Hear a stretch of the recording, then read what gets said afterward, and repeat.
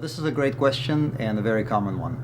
When using NANOSTABILIZER LT to make nanoemulsions with the bioactive concentration in the range between approximately 10 and 50 milligrams per milliliter, or 1 to 5% of the bioactive, the droplet size, the median droplet size, or D50, typically stays under 30 nanometers, somewhere in the range between 25 and 30 nanometers. The translucency goes down slightly when you look at the concentrated nanoemulsion, but only because there's more material there. So there's just more droplets. The size of the droplets is about the same, but because there are more droplets per unit of volume, it appears to be less translucent. But once you dose it, the translucency will turn into transparency, and that's because at that droplet size level, once diluted, nanoemulsions become transparent. In addition, more concentrated nanoemulsions will be dosed in smaller volumes. So if you want to put 10 milligrams of your material into, let's say, a bottle of water, and you have a 10 milligram per milliliter nanoemulsion, you'll be dosing 1 milliliter. That'll give you 10 milligrams. If it's a 50 milligram per milliliter nanoemulsion, you'll be dosing a fifth of a milliliter. So it's a lot less nanoemulsion that you'll be putting in, but it's 5 times more concentrated. So you're putting a fifth of a 5 times more concentrated product. In the end, you end up with the same amount of bioactive, and the translucency turns into transparency. Now, when you exceed 50 milligrams per milliliter, or 5%, you start noticing that the D50, or the median droplet size, starts to exceed 30 nanometers. Now, the main condition for translucency is that all the droplets in the distribution have to be below 100 nanometers. For that to happen, the median droplet size has to be well below 100 nanometers, because it's roughly in the middle of the distribution.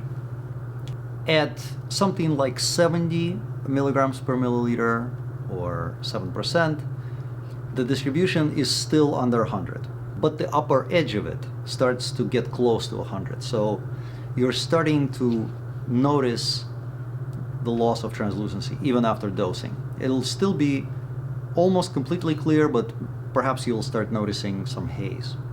When you exceed 100 milligrams per milliliter, or 10%, the upper edge of the distribution starts to exceed 100 nanometers. That starts taking away from the translucency. It's still possible to make nanoemulsions with those concentrations. They will be stable, they will be highly functional, very bioavailable, rapid onset of action, but you're starting to lose translucency, and the median droplet size starts to creep up. At 200 milligrams per milliliter, or about 20%, it's very unlikely that your nanoemulsion will be translucent, and after dosing, it will probably have some noticeable haze to it, and the D50, or the median size of the droplets, will probably be close to, or maybe even exceeding, 100 nanometers.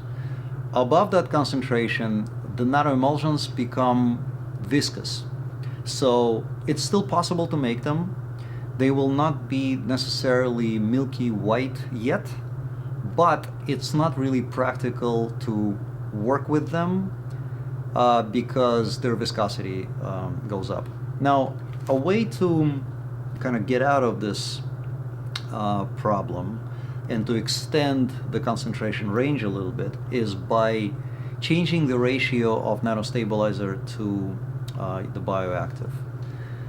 That will increase the droplet size somewhat further, so you will lose the translucency, but it will allow you to come back to slightly lower viscosities. So the concentration range could be extended into 20%, or 200 milligrams per milliliter, or even more, 25%, or 250 milligrams per milliliter, perhaps even 30%, or 300 milligrams per milliliter.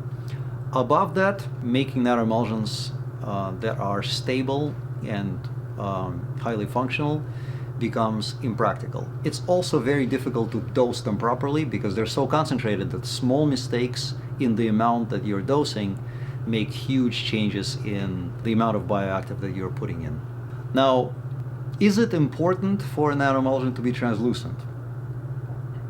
Or is it more important for the nanoemulsion to be concentrated? Well, it's actually up to the user, up to the manufacturer of beverages. If you want your product to be transparent, then translucency is important.